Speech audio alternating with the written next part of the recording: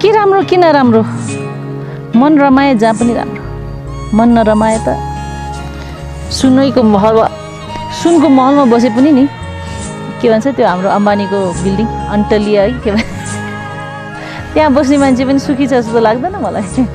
कति डर र त्रासमा बाँच्नु परिरहेको छ है तर फेरि कोही जङ्गलमै बसेको छ गुफामै बस्दा पनि डर छैन मन आनन्दित छ सबै कुरा मन हो भन्ने कुरा अब मैले सिकेँ मेरो गुरुहरूबाट फुलको आँखामा फुलै संसार काँडाको आँखामा काँडै संसार झुल्किन्छ है छाया वस्तु अनुसार काँडाको आँखामा काँडै संसार